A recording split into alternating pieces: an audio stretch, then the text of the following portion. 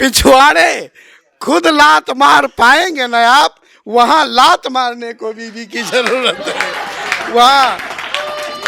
वहां लात मारने को बीवी की जरूरत है। जब पास गए तंबाकू की बदबू आई तब पता चला एक 65 साला मैडम खाए पान मसाला बैठी।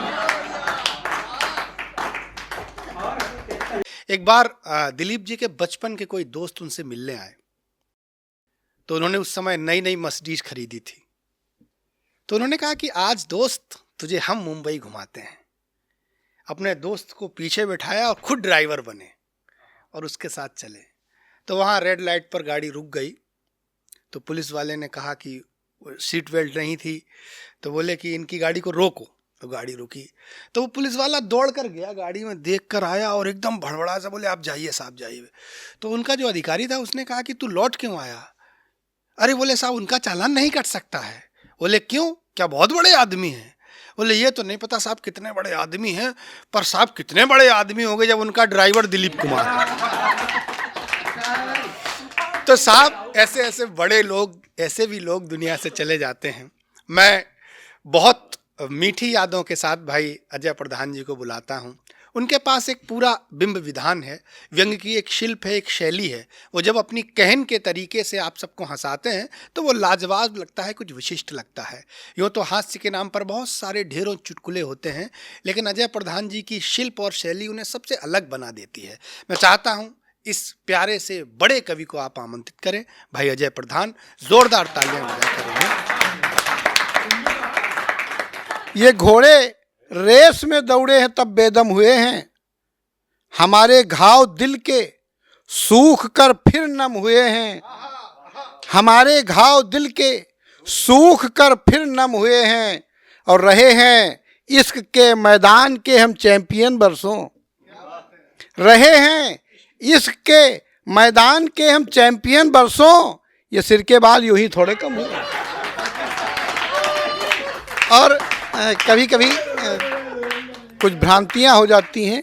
एक भ्रांतिमान अलंकार का मुक्तक पढ़ता हूँ। हमने एक मैडम जी को देखा, सामने बैठी थी, तो यूं लगा कि जैसे मधुबाला बैजंती माला बैठी हैं। यूं लगा कि जैसे मधुबाला बैजंती माला बैठी हैं। रस अलंकार से सज्जित बच्चन की मधुशाला बैठी हैं। रस अलंकार से सज्जित बच्चन की मधुशाला बैठी हैं। जब पास गए तंबाकू की बदबू आई तब पता चला। जब पास गए तंबाकू की बदबू आई तब पता चला एक 65 साला मैडम खाए पान मसाला बैठी। और हम भी गए, सीट खाली थी अभी, तो बहुत एक सज्जन से गुटुरगू कर रही थी। हम जब गए तो जैसे उनके पास बैठे तो थोड़ा खिसक के बैठ गई। तो मैंने कहा कि ना तो मुझको हुआ कोरोना, ना जुकाम ना खांसी है। ना तो मुझको हुआ कोरोना, जवानी के दिन याद आ जाते हैं मनोज भैया, कि ना तो मुझको हुआ कोरोना, ना जुकाम ना खांसी है, और इतना दूर खिसक के बैठी हो, हम टाइम बम है क्या? ना तो मुझको हुआ कोरोना, ना जुकाम ना खांसी है, इतना दूर खिसक के बैठी हो, हम टाइम बम है क्या? बाल गिरे हैं, पेट बढ़ा है, थोड़ी लंबाई कम है। बाल गिरे हैं, पेट बढ़ा है, थोड़ी लंबाई कम है, बाकी किसी तरह से हम सलमान खान से कम है क्या? बाकी किसी तरह से हम सलमान खान से कम है क्या?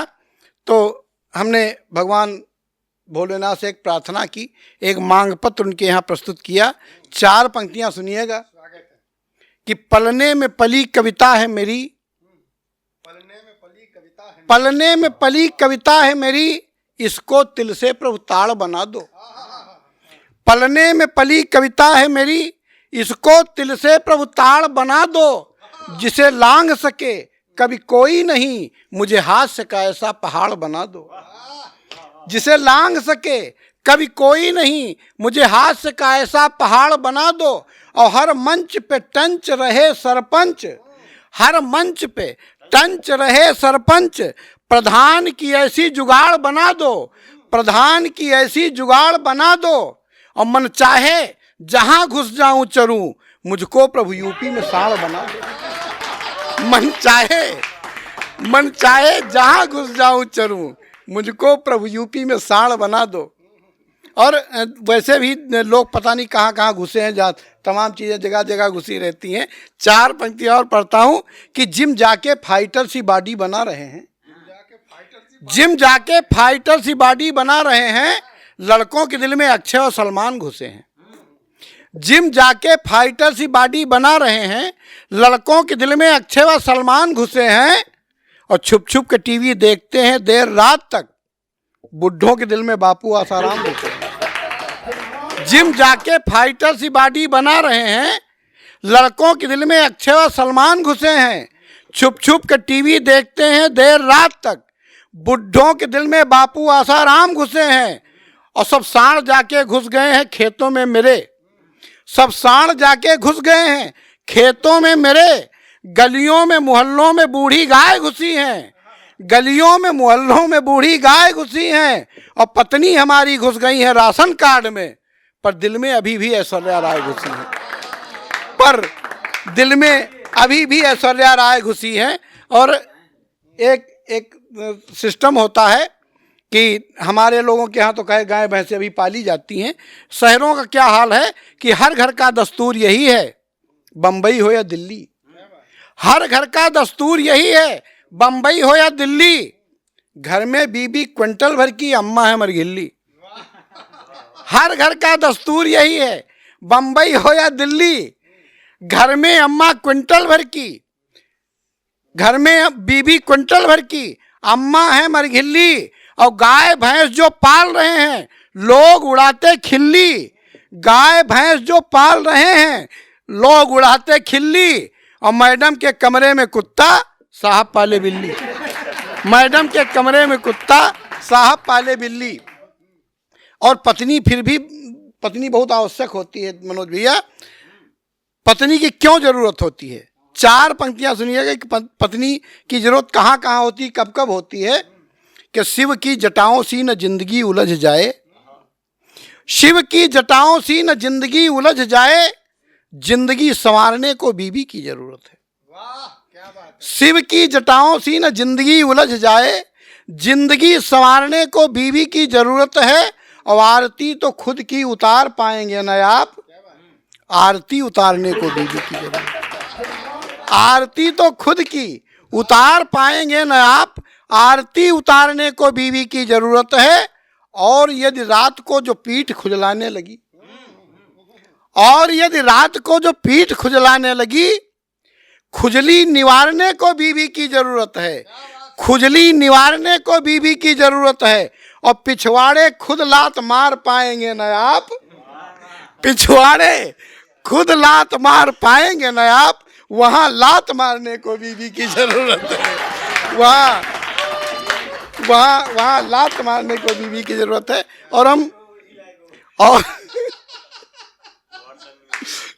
और हम पत्नियों पर कितने भी चुटकुले पढ़ लें, बड़े कवि आदरणीय दादा मुरसानी साहब बैठे हुए हैं सामने, तो हम कितने भी चुटकुले के पत्नियों पर पढ़ लें, लेकिन पत्नियां जब अपनी पे आ जाती हैं तो क्या क्या कर सकती हैं। 4 पंक्तियां सुनिएगा कि मायके से माता जी की सीख है और भाभियों से, माता जी की सीख, मायके से माता जी की सीख है और भाभियों से घर तोड़ ताड़ के जुगाड़ लेके आती है। मायके से माता जी की सीख है और भाभियों से घर तोड़ ताड़ के जुगाड़ लेके आती है। और थका हारा पति जब शाम को है घर आता, फरमाइशों के वो पहाड़ लेके आती है।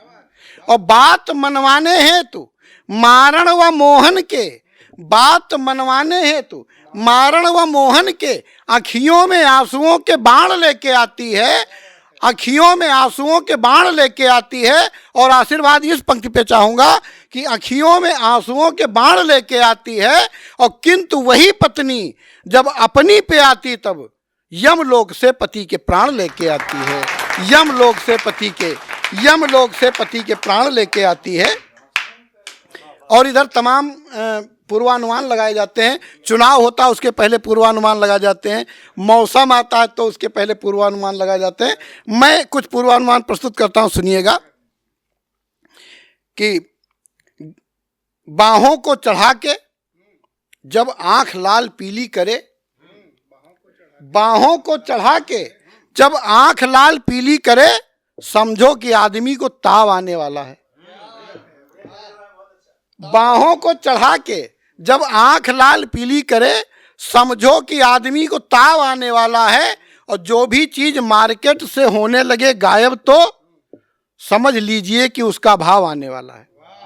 जो भी चीज मार्केट से होने लगे गायब, तो समझ लीजिए कि उसका भाव आने वाला है। और सड़क के दोनों ओर गंदगी दिखाई पड़े, मेरा निरीक्षण परिवीक्षण देखिएगा कि सड़क के दोनों ओर गंदगी दिखाई पड़े, पक्का है कि आगे कोई गांव आने वाला है, पक्का है कि आगे कोई गांव आने वाला है। और कौवे कांव कांव छोड़ राम राम जपे तब, कौवे कांव कांव छोड़ राम नाम जपे तब, जान लो कि देश में चुनाव आने वाला है। जान लो कि जब बरसात आती है तो पीले पीले रंग के जीव निकलते हैं, आप सभी लोगों ने देखा होगा। लेकिन जब चुनाव आता है तो सफ़ेद सफ़ेद रंग के जीव निकलते हैं और गांव में जाते हैं, गांव में लोगों से समस्याएं पूछने लगते हैं और समस्याएं किस तरह से हल करते हैं। एक छंद सुनिएगा। एक नेताजी गांव में पहुंचे, पूछा यहाँ कोई समस्या तो नहीं, तो गांव वाले ने बताया 2 समस्याएं हैं। दोनों समस्याओं को ध्यान में रखिएगा और छंद सुनिएगा कि गाँव वाले नेताजी से बोले 2 समस्याएं हैं। गाँव वाले नेताजी से बोले 2 समस्याएं हैं। पहली कि यहाँ कोई हेल्थ वर्क नहीं है। गांव वाले नेताजी से बोले 2 समस्याएं हैं। पहली कि यहाँ कोई हेल्थ वर्क नहीं है, जच्चा और बच्चा का है बेड़ा गर्क होता यहाँ, गांव में और नर्क में विशेष फर्क नहीं है। जच्चा और बच्चा का है बेड़ा गर्क होता यहाँ, गांव में और नर्क में विशेष फर्क नहीं है।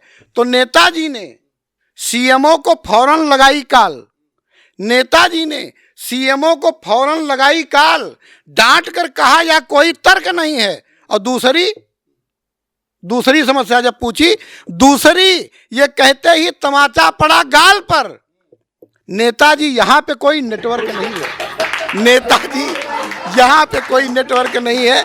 एक छंद सुनिएगा और पढ़ता हूँ नेताओं के लिए कि सोचता हूँ बस यही एक बात बार बार, सोचता हूँ बस यही एक बात बार बार, कब देश के लिए एक कर्णधार सोचेंगे। सोचता हूँ बस यही एक बात बार बार, कब देश के लिए एक कर्णधार सोचेंगे। और मैंने नेताजी से कहा खाना बंद कीजिए, वो बोले थोड़ा और खा लें तब यार सोचेंगे। मैंने नेताजी से कहा खाना बंद कीजिए, वो बोले थोड़ा और खा लें तब यार सोचेंगे। और देश की जो हालत बना दी इन जालिमों ने, देश की जो हालत बना दी इन जालिमों ने, देख दशा इसकी वो बार बार सोचेंगे। और फिर से शहीदों को जो भारत में आना पड़ा, आने से वो पहले 1000 बार सोचेंगे, आने से वो पहले 1000 बार सोचेंगे। और 2 विदेशी छंद पढ़ करके अपना स्थान लेता हूँ। सुनिएगा, विदेश के छंद हैं, आनंद लीजिएगा कि एक कुत्ता दुबई से इंडिया में आया, बोला, निमंत्रण में आया था, निमंत्रण में इंडिया के कुत्ते की शादी थी और वहां से दुबई से आया था वो। एक कुत्ता दुबई से इंडिया में आया, बोला जितनी भव्य शादी इंडिया में है कहीं नहीं। एक कुत्ता दुबई से इंडिया में आया, बोला जितनी भव्य शादी इंडिया में है कहीं नहीं। और मैंने पूरा देश घूम कर के है देख लिया, जितनी आबादी इंडिया में है कहीं नहीं। और नेता बाबा मुल्ला और पादरी भिखारियों की, नेता बाबा मुल्ला और पादरी भिखारियों की जितनी ज्यादा चांदी इंडिया में है कहीं नहीं। और आशीर्वाद तो इस पंक्ति पे दीजिएगा कि जितनी ज्यादा चांदी इंडिया में है कहीं नहीं। और मैं यहीं रहूंगा क्योंकि मैंने यहाँ देख लिया, भौंकने की जितनी आज़ादी इंडिया में है कहीं नहीं। मैं यहीं रहूंगा क्योंकि मैंने देखा भौंकने की जितनी आज़ादी इंडिया में है कहीं नहीं। और एक अंतिम छंद पढ़ता हूँ, सुनिएगा, उसके बाद अपना स्थान ग्रहण करता हूँ कि एक अंग्रेज आया भारत भ्रमण पर, एक अंग्रेज आया भारत भ्रमण पर, मच्छरों की फौज देख के वो घबरा गया। एक अंग्रेज आया भारत भ्रमण पर, मच्छरों की फौज देख के वो घबरा गया। और कमरे की बत्ती को बुझाया और लेट गया, सोचा सारी परेशानियों से मुक्ति पा गया। कि तभी एक जुगनू ने आके किया दुप दुप, तभी एक जुगनू ने आके किया दुप दुप, या देख उसका दिमाग चकरा गया, या देख उसका दिमाग चकरा गया और बोला इंडिया का मच्छर कितना है होशियार, अंधियारा देखा साला टार्च लेके आ गया। बहुत बहुत धन्यवाद आप सभी का।